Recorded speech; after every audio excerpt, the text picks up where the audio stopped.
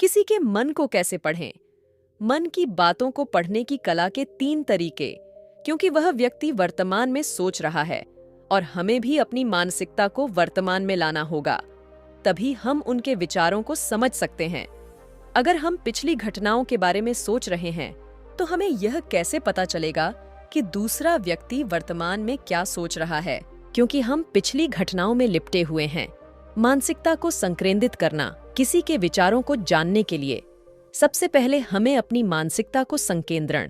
उसके बाद यह व्यक्ति राजा से कहता है, राजा, मैं जरूर 3 तरीकों को बताऊंगा जिनसे आप किसी के विचारों को आसानी से समझ सकते हैं। इसके बाद अंधा राजा से कहता है, पहला तरीका है आंखों पर ध्यान देना। किसी से बात करते समय सबसे महत्वपूर्ण यह है कि हम उसकी आंखों में देखें, क्योंकि आंखें बोलती नहीं, लेकिन वह बहुत कुछ कहती है।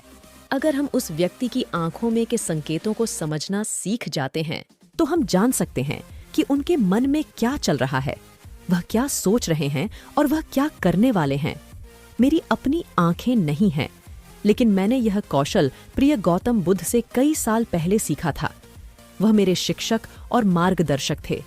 उस समय मेरी आंखें थीं और मैं सिर्फ उनकी आंखों के माध्यम से लोगों के विचारों को समझ सकता था। इसीलिए अगर आप भी दूसरों के विचार जानना चाहते हैं, तो आपको उनकी आंखों पर ध्यान केंद्रित करना चाहिए, जैसे कि उनकी निगाह वह कहाँ देख रहे हैं और किस दिशा में है। अगर जब आप उनसे बात कर रहे होते हैं, उनकी आंखें इधर उधर घूम रही हो, तो यह मतलब है कि वे बातचीत से बचने का तरीका ढूंढ रहे हैं और कोई शायद झूठ बोल रहा हो। अगर व्यक्ति सीधे नजर से टकरा रहा है, तो यह मतलब है कि उसका डर है कि उनका झूठ प्रकट हो सकता है और लोग सच्चाई को जान लेंगे।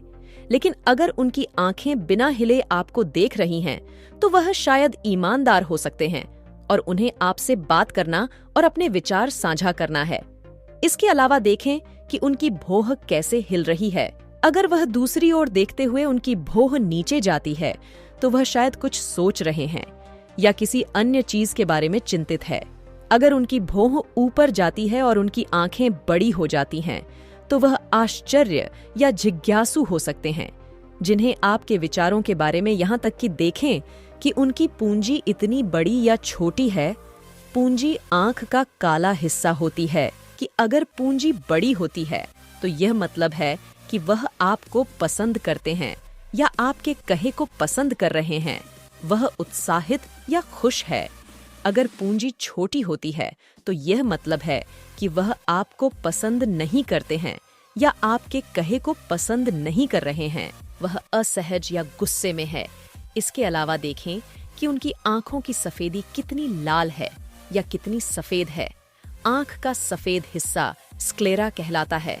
अगर स्क्लेरा लाल होती है, तो यह मतलब है कि वह थके हुए तंत्र या बीमार हो सकते हैं।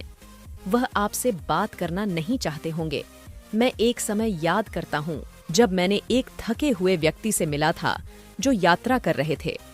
हम जब बात कर रहे थे, तो उसकी आंखें बहुत घूमती रहती थीं। मुझे कभी देखती नहीं।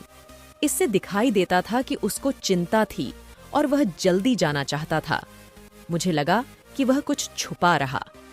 हो सकता है वह मेरे साथ बात करना नहीं चाहता था, इसलिए मैंने उससे और सवाल पूछे।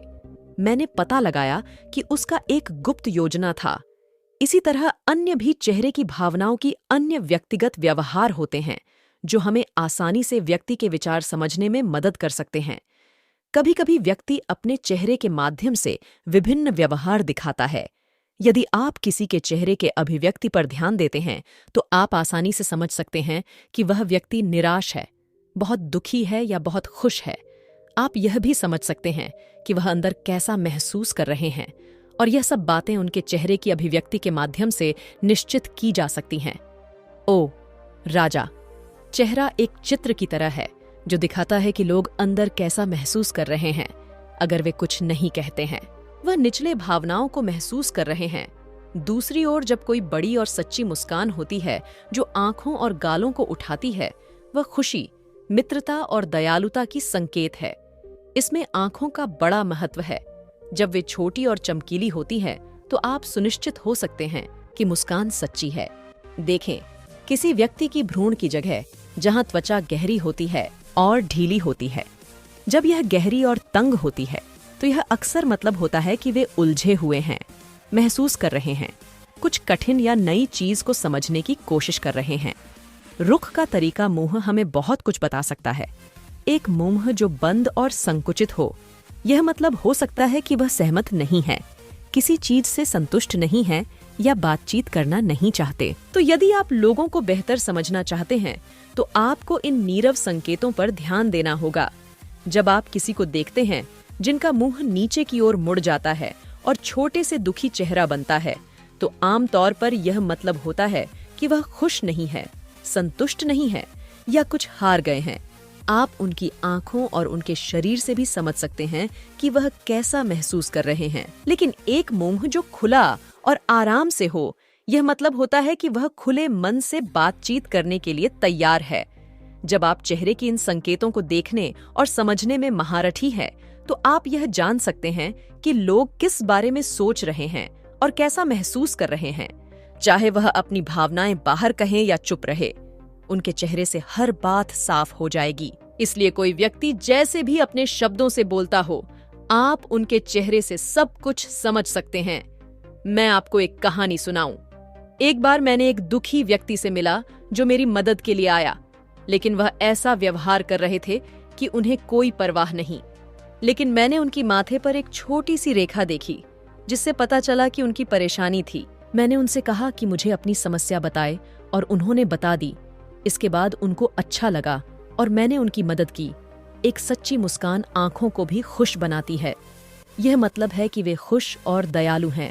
एक उदासी मुंह की बाहर नीचे जाती है, इसका मतलब है कि वह चिंतित या उलझे हुए हैं। भौं ऊपर जाती है। जब वे हैरान या जिज्ञासु विचार रहे होते हैं, तो आप उनकी भावना को उनके चेहरे को देखकर समझ सकते हैं। हाथों की इशारों और शरीर की भाषा आगे बढ़ते हुए व्यक्ति राजा से तीसरी मेथड के बारे में बताते हैं, कहते हुए, ओ राजा, एक और भाषा भी है जो है, वह है हाथों की इशारों और शरीर की भाषा की। किसी के विचारों को समझने के लिए हमें हाथों की इशारों और शरीर की भाषा को समझना चाहिए। जब कोई व्यक्ति बातचीत करता है तो आपने देखा होगा कि वह अपने हाथों को हर समय हिलाता रहता है, इशारे करता है। शब्दों के अलावा उनकी शरीर की भाषा भी बड़ी भूमिका निभाती है। वह क्या सोच रहा है, यह स्पष्ट करने में शरीर और हाथ बिना शब्दों के बहुत कुछ कह सकते हैं। यह शब्दों की तरह बातचीत का एक गुप्त तरीका है, जहां आप देख सकते हैं कि लोग क्या चाहते हैं और कैसा महसूस कर रहे हैं। वे छोटी छोटी चीजों से जो वे करते हैं, किसी को ध्यान से देखें। जब वह आपसे बात करते समय अपने उंगलियां तेजी से टैप करता है, जब उंगलियां किसी चीज पर तेजी से आवाज करती हैं, तो यह मतलब हो सकता है कि वह बोर हो रहे हैं, जल्दी में है या बातचीत जल्दी समाप्त करना चाहते हैं। मैं एक वक्त स्मरण करता हूँ जब मैंने एक व्यक्ति से मिला जो मुझसे कुछ बेचना चाहता था और वह यही इशारा करता था। मुझे पता चल गया था कि वह घबराया हुआ था, तो मैंने उससे बेहतर कीमत पर खरीदने को कहा और उसका हैराना हो गया। कभी कभी किसी को अपनी बाहों आपस में जोड़ते हुए देखना, यह मतलब हो सकता है कि वह आपसे या आपके कहने से संतुष्ट नहीं है। वह अपने विचारों को आपसे छुपा रहे हैं। इस तरह से अपनी बाहों जोड़ने का तरीका उनके विचारों और भावनाओं को दूसरों से सुरक्षित रखने की तरह है। इस चिन्ह को देखकर आप जब उनसे बात करें तो दयालु और सतर्क रह सकते हैं, ताकि वह आपसे अधिक संतुष्ट और खुले मन से मिल सके। कभी कभी किसी व्यक्ति को आपस में झुकते हुए देखना, यह मतलब हो सकता है कि वह आपसे या आपके कहने से रुचि रखते हैं। वह आपकी बातों को ध्यान से सुन रहे हैं, जिससे वह आपसे रुचि रखते हैं और जानना चाहते हैं। इस तरह से अपने शरीर को हिलाने का यह तरीका दिखाता है कि वह आपकी बातों को सुनना, सीखना और समझना चाहते हैं। मैंने एक बुद्धिमान शिक्षक से मिला था जो ऐसा करते थे। वह बहुत शांत थे, लेकिन वह दिलचस्पी से आगे झुकते रहते थे, जिससे यह प्रकट होता था कि उन्हें उस विषय के बारे में और जानना था।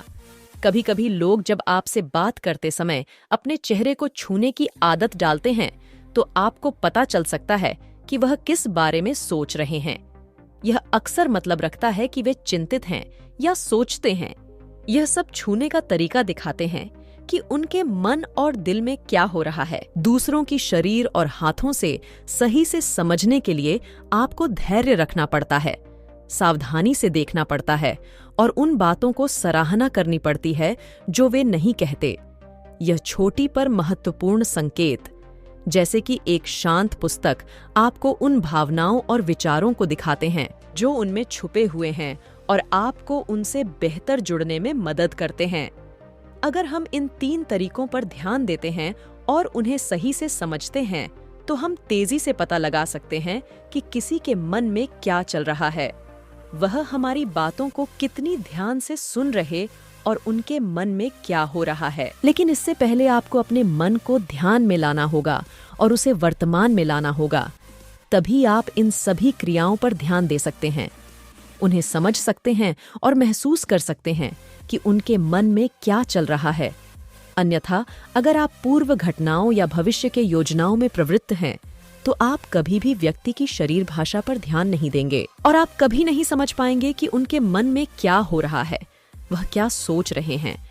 आपने कई महान संतों और ज्ञानी व्यक्तियों को देखा होगा जो आपको शांति से देखते हैं और आपको बता सकते हैं कि आपके मन में क्या चल रहा है, आपने उनसे क्या सीखा है। और इसका सबसे बड़ा कारण यह है कि वे आपको पढ़ सकते हैं, आपको समझ सकते हैं, क्योंकि उनका मन संकेतिक शांतिपूर्ण है, इसलिए वह आसानी से आपके विचारों को समझ सकते हैं। मुझे आशा है कि आपने अब तक कहानी का आनंद लिया है और इससे कुछ नया सीखा है। तो कृपया इस YouTube चैनल को सब्सक्राइब करें ताकि मैं आपके लिए और अधिक रोचक और जानकारीपूर्ण कहानियां बना सकूं। देखने या सुनने के लिए धन्यवाद।